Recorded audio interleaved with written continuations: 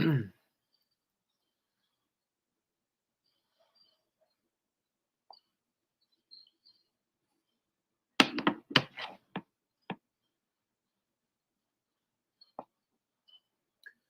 Shalom.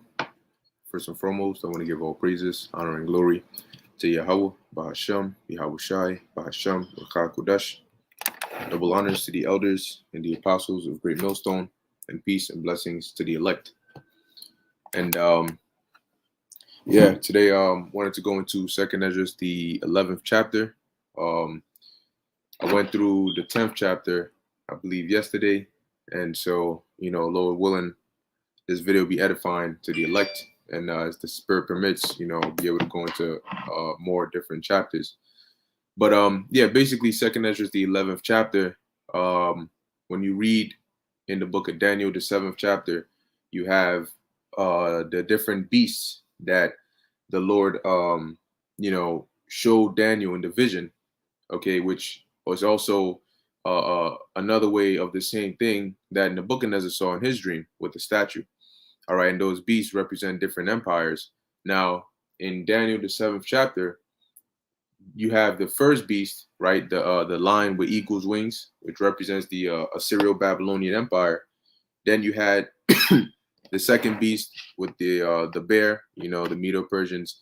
Then you had the leopard, and then you had the beast that had great iron teeth, and it stamped the residue and all of that good stuff, right? Now that fourth beast represented the Roman Empire, okay, and pretty much Ezra was given a vision of this beast, but in the form of an eagle, okay? So we're gonna go into it. This is Second Esdras chapter 11, verse 1. It says, "Then saw I a dream, and behold, there came up from the sea an eagle, which had 12 feathered wings and 3 heads." Now the eagle that had 12 feathered wings represents the Roman Empire, okay? But the period from Julius Caesar up until Domitian, okay? So that's why it says it had 12 feathered wings. The 12 feathered wings represent the 12 Caesars, from Julius to Augustus to Tiberius to Caligula to Claudius to Nero to Galba, Otho, Vitellius. Wait, what? Yeah, I think it was Vitellius and Vespasian and Titus and Domitian. So those are the 12 feathered wings. Now the 3 heads represent what is known as the first triumvirate. When you look up the first triumvirate, you'll find out that it was like a joining of power between Julius Caesar, Pompey, and Crassus. All right, and they basically joined power. All right, and that was called the first triumvirate. Okay, so they were the 3 heads: Julius, Pompey, and Crassus. It says here, verse 2, "And I saw, and behold, she spread her wings over all the earth." And when it says all the earth, is dealing with the known world at that time.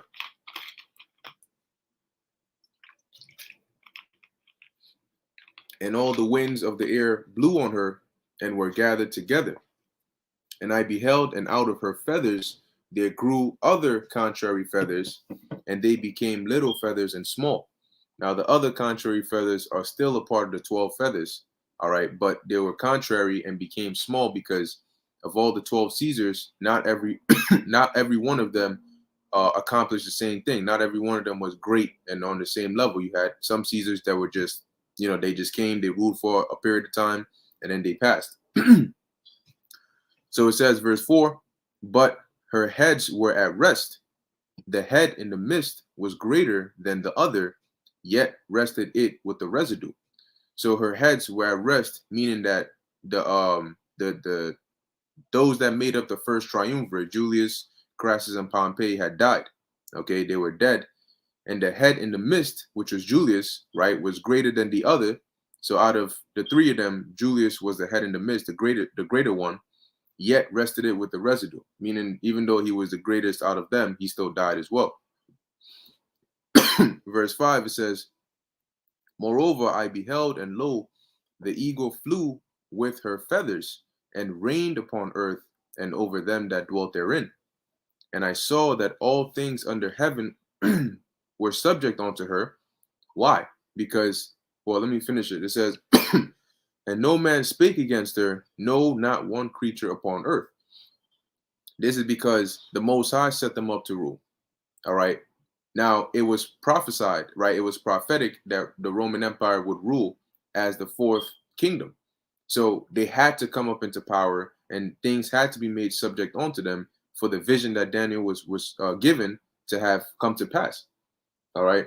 Now, it says, no man spake against her, no, not one creature upon earth.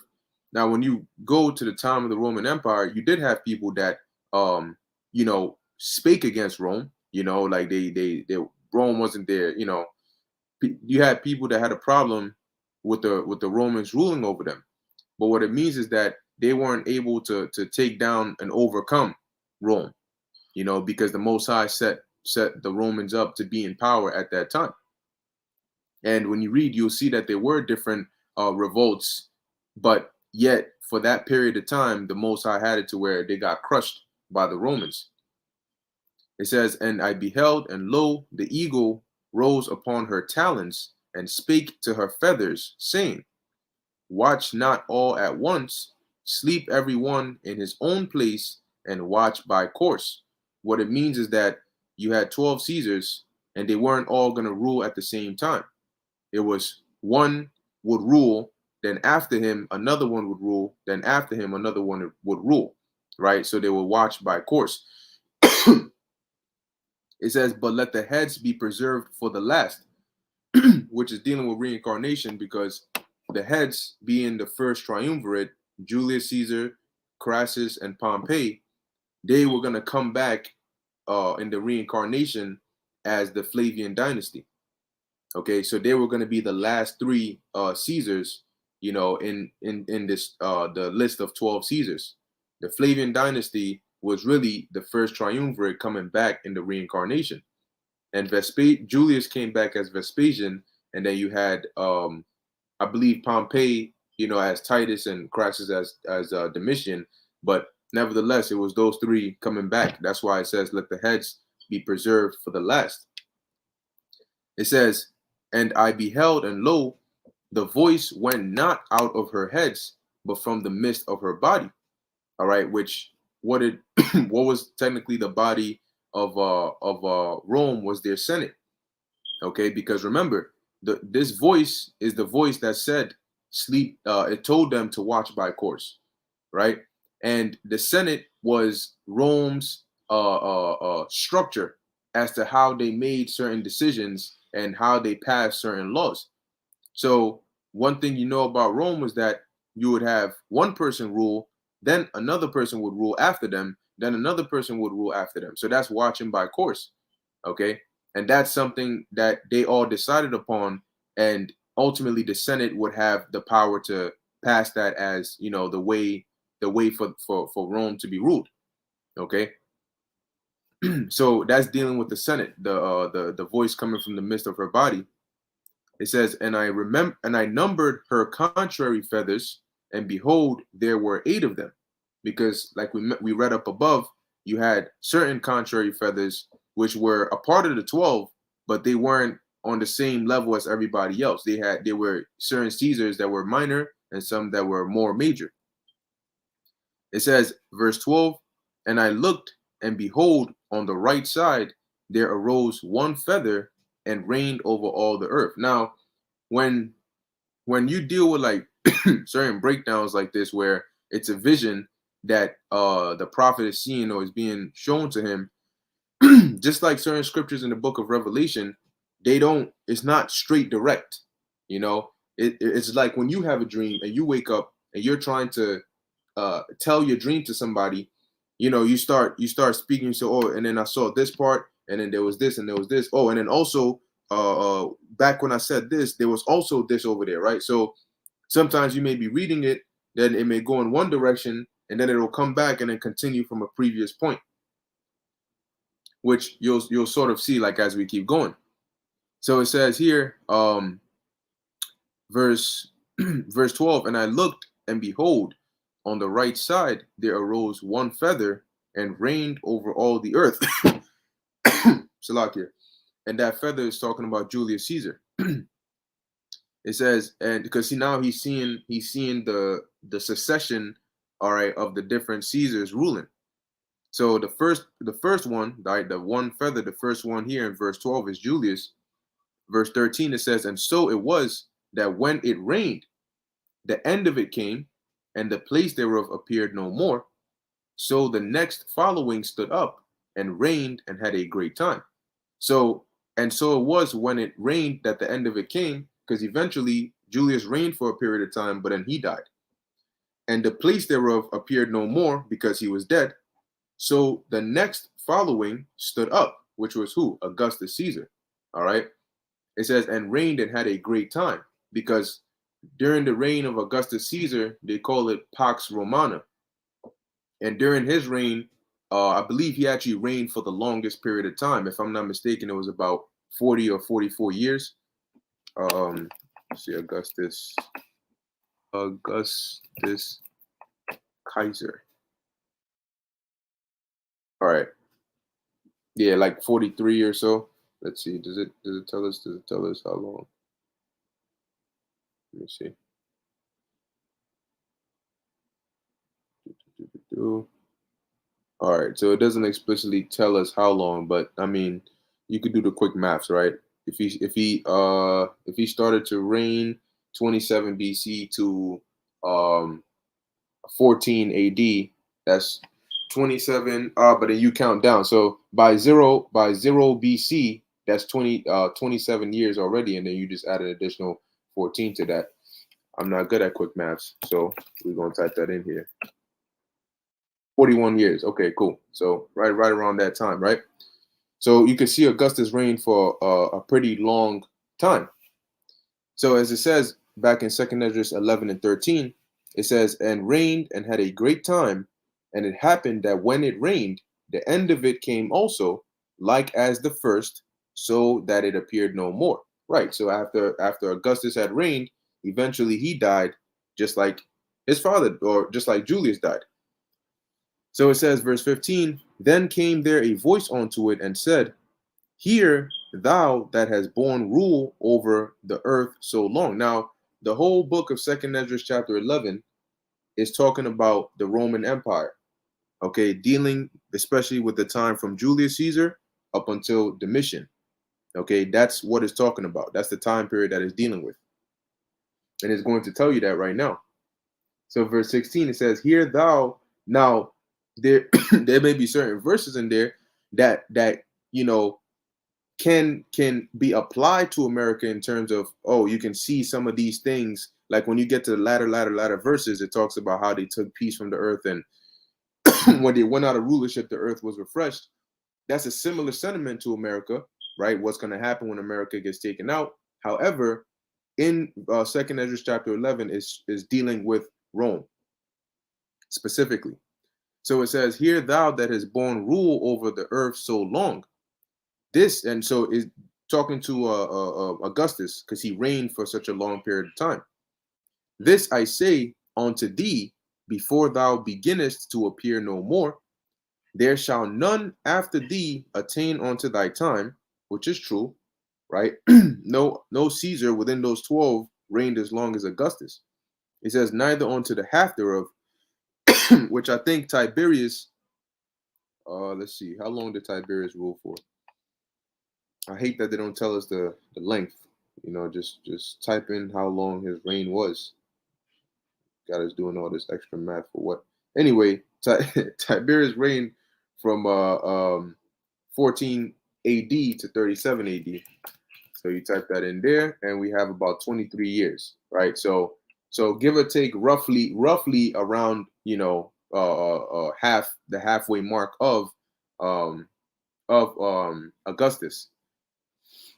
So it says here, so he didn't hit the point. Matter of fact, you know what? Let me just do this. Let's do 23 times 2, which is 46, right? So that's about what we got 41 for Augustus. We got 46 for here, 4 years extra. So yeah, so Tiberius did get to right around that halfway mark, but nevertheless, when you deal with certain precepts, it gives you that circa. Sometimes certain verses will give you that circa time period, but it won't be exact. Like, oh, but it said neither unto the half thereof. Exactly half of Augustus' reign is whatever, and Tiberius reigned a couple extra years more than that. So what's that about? You know, what are you doing, bro? But anyway, continuing verse 18, the point was that Augustus was going to reign the longest. It was just putting an emphasis on that. Verse 18, it says, then arose the third, right, which is Tiberius Caesar. It says, and reigned as the other before, and appeared no more also. So Tiberius also reigned, and his time was up, and then he ended up dying. So it says, verse 19, so went it with all the residue one after another, as that everyone reigned and then appeared no more. Now, like I mentioned before, from verse 19 up until I believe like verse 22, all right, Ezra basically, as we'll read, he tells you like sort of like the overall process of what happened, right? I saw the first three, and pretty much the rest of them just reigned just like that. One came and reigned, the other came and reigned, the other came and reigned, up until all of them were done, right? That's what it's saying in verse 19. So when it, with all the residue, one after another, right? So one came up, then they reigned, then they died. Then the other came up, then they reigned, then they left. Like it said above, watch not all at once, watch by course. It says, as that everyone reigned and then appeared no more. Then I beheld, and lo, in process of time, the feathers that followed stood up upon the right side, that they might rule also. And some of them ruled, but within a while they appeared no more. For some of them were set up, but ruled not. Yeah, so basically, throughout this process, you had different Caesars that came up and they ruled, and you had some, like during the time period of Rome, there were periods where you had civil wars, and you had like Salakia, you had like different chaotic times where you had certain individuals that would either orchestrate it or would try to take advantage of it in order to come up into power, but it didn't go that way. So you had some that looked like they were going to take over, but they ended up failing at it, and they weren't able to. Verse 22, it says, after this I looked, and behold, the 12 feathers appeared no more, nor the 2 little feathers. See, so in process of time, each feather came and reigned, and then its time was up.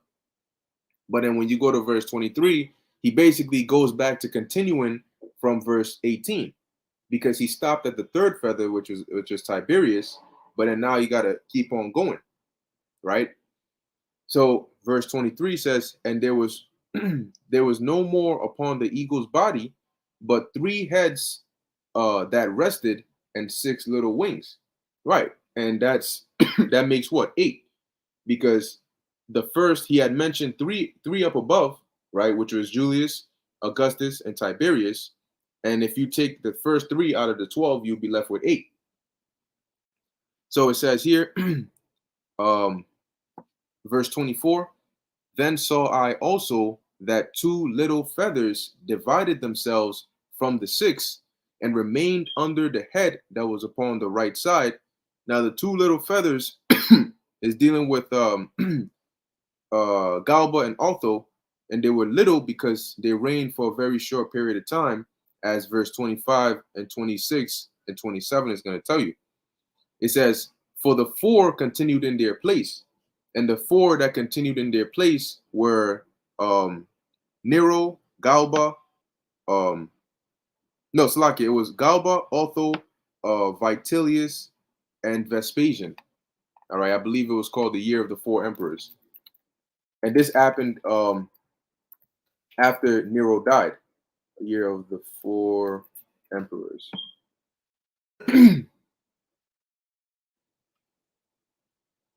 Oh, God, the water for that. Yeah, I made a Slaki, I made an error on the map. 12 minus 3 is not 8. 12 minus 3 is 9. Slaki about that.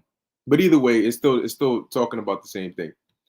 Nevertheless, you had the Year of the 4 Emperors, the year of the four emperors, and it was basically 69 AD, where you had Galba, Otho, Vitellius, and Vespasian, pretty much all in like a year's span, right? So you can see the different coins over here, and I don't, they probably have the names written on here, but it looks like it's probably Latin or a different language.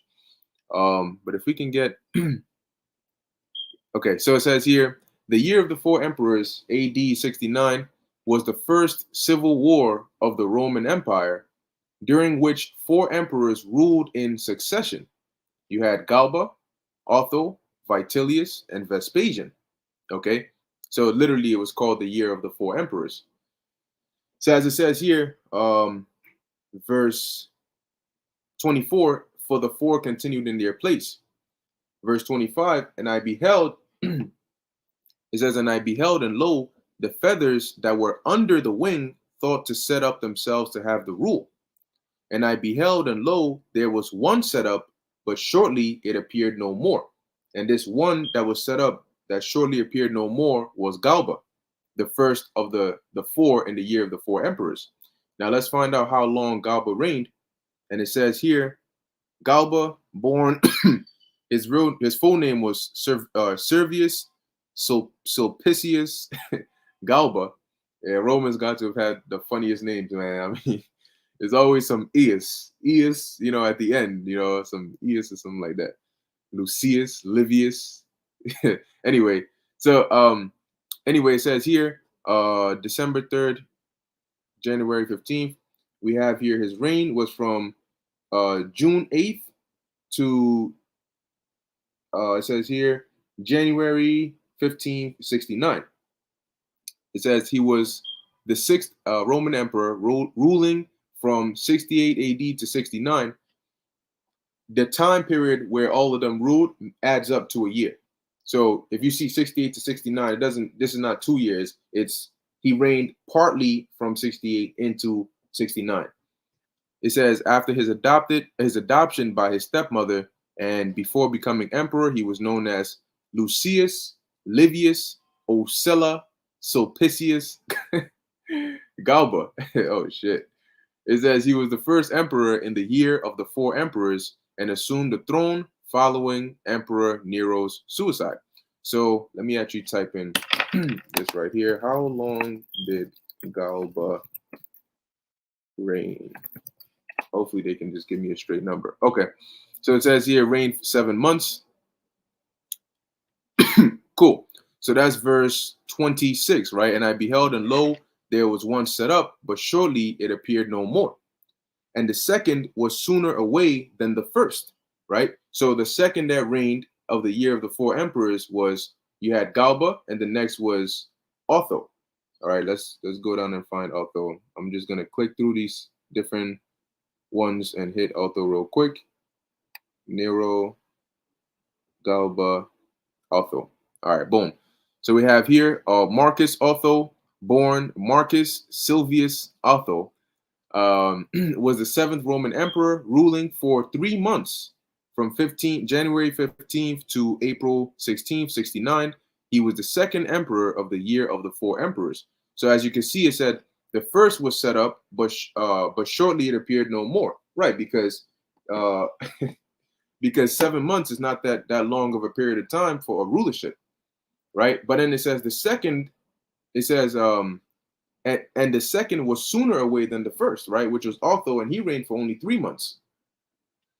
Verse 28, it says, and I beheld, and lo, the two that remained thought also in themselves to reign.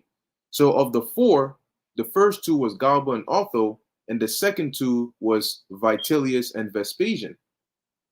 It says, and when they so thought, behold, there awakened one of the heads that were at rest, namely it that was in the midst, for that was greater than the other two heads. So the head that was at rest, like we went over in the beginning, the main one, the one that was in the midst, was Julius Caesar. Okay, so when it says here, and when they so thought, behold, there awakened one of the heads that were at rest, meaning that at this period of time, when you had Vitellius and Vespasian left, this is when the Lord had it to where the Vespasian started to get raised up, because he was going to be basically the head of the Flavian dynasty. Okay, so that's when it awakened. Awakened, not meaning that that's when he was born, as in like that's when Julius was born back as Vespasian. Vespasian was already alive at this point. Okay, but it's just representing when Vespasian started to get raised up, because he was going to become the next. He was going to usher in the Flavian dynasty, which would take over and finish off the rest of the rulerships, the last three, that is. So it says, and when they so thought, behold, there awakened one of the heads that were at rest, namely it that was in the midst, and that was Julius Caesar, when he came back in the reincarnation as Vespasian. It says, for that was greater than the other two heads. Right, Julius was greater than Pompey and Crassus. It says, and then I saw that the other two heads were joined with it. So the other two heads that were with Julius during the first triumvirate were Pompey and Crassus, and they came back as Titus and Domitian, and they joined Julius, who came back as Vespasian. So the first triumvirate came back as the Flavian dynasty. Okay, and this time they came back as Vespasian's sons. Okay, so it says, verse 31, and behold, the head was turned with them that were with it, and did eat up the two feathers under the wing that would have reigned. Now you might read this and say, well, that sounds a little confusing, because if of the two feathers, one was Vitellius and the other was Vespasian, how then can Vespasian, being that head, eat the two feathers if he is one of those two feathers? Because it's written in a parabolic way, meaning that Vespasian, when he came up into power, he ended up taking over. Now, Vitellius also reigned for a little bit, okay? But overall, what ended up happening was Vespasian came up into power not as himself, by himself, but in the form of the Flavian dynasty, okay?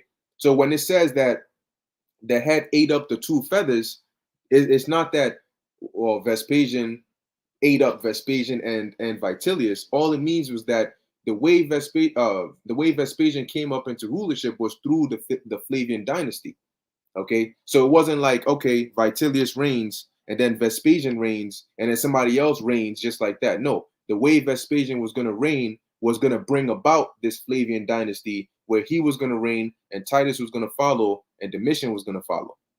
So don't get caught up on the wording and then get confused thinking, well, how is that possible?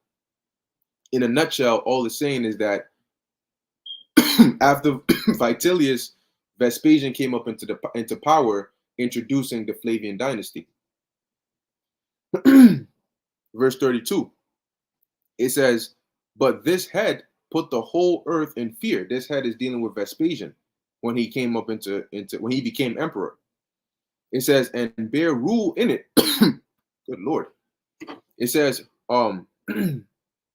over all those that dwell upon the earth with much oppression, and it had the governance of the world more than all the wings that had been. And after this I beheld, and lo, the head that was in the midst suddenly appeared no more, like as the wings. So Vespasian ruled, and then eventually he died.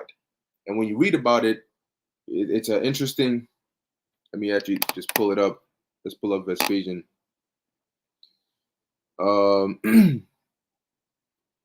Let's see if we can find his death. All right, boom, cool. So it says here, in his 9th consulship, Vespasian had a slight illness in Campania, and returning at once to Rome, he left for Aquae, Cutile, and the country around Rate, where he spent every summer. However, his illness worsened, and he developed severe diarrhea. With the feeling of death overwhelming him on his deathbed, he incited Ve puto Dios fio. Dear me, I think I am becoming a god. And according to Suetonius, the 12 Caesars, taken on a sudden with such an attack of diarrhea that he all but swooned. He said, an emperor ought to die standing.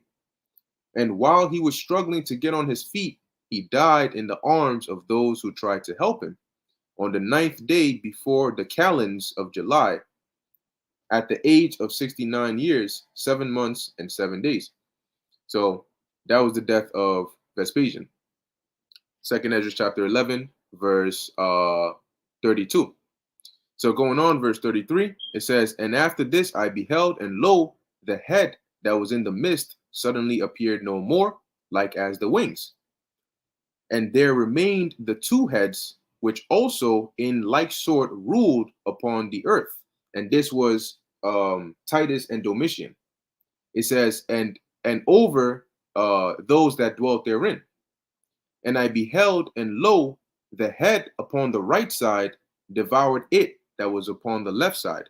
Now the head upon the right side was Domitian, and it that was upon the left was Titus.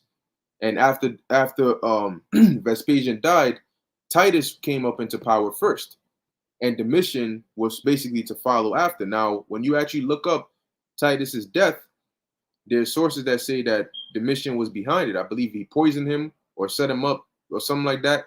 And they say that Titus basically said something that hinted along the lines of he knew that he should have put Domitian to death when he had the chance, because because there were accounts of Domitian either plotting to kill him or take him over. But you know what? Let's just read it right here. This is the death of Titus. It says, at the closing of the games, Titus officially dedicated the amphitheater and the baths in what was his final recorded act as emperor. He set out for the Sabine territories, but fell ill at his first posting station, where he died of a fever, reportedly in the same farmhouse as his father. Allegedly, the last words he uttered before passing were, I have made but one mistake. Titus had ruled the Roman Empire for just over 2 years, from the from the death of his father in 79 to his own on September 13th, 81. He was succeeded by Domitian, whose first act as emperor was to deify his brother. Historians have speculated on the on the exact nature of his death, and to which mistake Titus alluded in his final words. Philostratus wrote that he was poisoned by Domitian with a sea hare, and that his death had been foretold him by Apollonius of Tyana. Suetonius and Cassius Dio maintained that he died of natural causes, but both accused Domitian of having left the ailing Titus for dead. Consequently, Dio believed that the mistake to refer to not having Titus's brother executed when he was found to be openly plotting against him. Okay, so in essence, the consensus is that Domitian was behind the death of Titus, and Titus, upon his death, realized that, and that's why he said, I've made one mistake, because when he found out his brother was plotting against him, he didn't take him out. Okay, so verse 35, as you can see, it says, the head upon the right side devoured it that was upon the left side. Verse 36, then I heard a voice which said unto me, look before thee, and consider the thing that thou hast seen, or that thou seest. And I beheld, and lo, as it were a roaring lion chased out of the wood, which represents Yahushua. When you read the scriptures, it tells you that Yahushua is the lion of the tribe of Judah. It says, and I saw that he sent out a man's voice unto the eagle and said, hear thou, I will talk with thee, and the highest shall say unto thee, art not thou it that remainest? Now this is what I was mentioning earlier. Art not thou it that remainest of the four beasts, whom I made to reign in my world, that the end of their times might come through them? So where's the record of the four beasts that were made to reign in the world? It's in Daniel, the 7th chapter, right? So the remaining of the four beasts was the fourth one, which is the Roman Empire. It says, and the fourth came and overcame all the beasts that were past, and had power over the world with great fearfulness, and over the whole compass of the earth, with much wicked oppression, and so long time dwelt he upon the earth with deceit, which is dealing with the Roman Empire. It says, for the earth hast thou not judged with truth, for thou hast afflicted the meek, which are Israelites. Thou hast hurt the peaceable, which are Israelites. Thou hast loved liars, and destroyed the dwellings of them that brought forth fruit, which are Israelites, and hast cast down the walls of such as did thee no harm. Now, when you go into history, you find out what did Rome do to Israel. All right, we refer to it, right, 70 AD when they besieged Jerusalem, which really was about 66 to about 73 AD, the Jewish Roman wars, and they actually did cast down our walls. All right, it says, therefore is thy wrong dealing come up onto the highest, and thy pride onto the mighty, because every empire has a measurement. And when they fill up the measure of what they're set up to do, whether it's a measurement of wickedness or whatever, the Lord says, all right, now's the time. Now you know your time is up. So every empire, every rulership has a time. That pretty much in Second Esdras, I think the 6th chapter or so, that's what Ezra was inquiring about, right? He said, what is going to be the parting asunder of the times, right? The ending of the first and the beginning of the next. So it says, verse 44, the highest also hath looked upon the proud times, and behold, they are ended, and his abominations are fulfilled. Yeah, because from Julius to Domitian, there are certain things that needed to take place within that time. And when at the end of Domitian's reign, those things were fulfilled that needed to happen at that time. It says, and therefore appear no more, thou eagle, nor thy horrible wings, nor thy wicked feathers, nor thy malicious heads, nor thy hurtful claws, nor all thy vain body, which is dealing with the Roman Empire from Julius to Domitian. It says that all the earth may be refreshed and may return, being delivered from thy violence, and that she may hope for the judgment and mercy of him that made her. And this is what I was mentioning earlier, that it sounds like, oh, well, this is basically what's going to happen when America is also taken out, which is true. But in this vision, it was really referring to Rome. However, just like there are other scriptures that we really refer to something that may have happened historically, but then we can also apply it now as well. You just have to, like the apostle said, clarify or qualify the scripture. You know, if it's a scripture that refers to something else or something that has already happened, then you got to let it be known that this is really what it's talking about, but it can also be applied to now because yada, yada, yada. All right. But pretty much that's it on that. That's Second Esdras, the 11th chapter, dealing with the Roman Empire from Julius to Domitian. And, it pretty much covers it all. Now, when you go into Second Esdras, the 12th chapter, is nothing really new, because Second Esdras 12 is pretty much a breakdown of Second Esdras 11. Because the angels, whenever the angels gave prophets visions and dreams, in most cases, they would explain to them what does it mean, because the individual who got it wouldn't understand.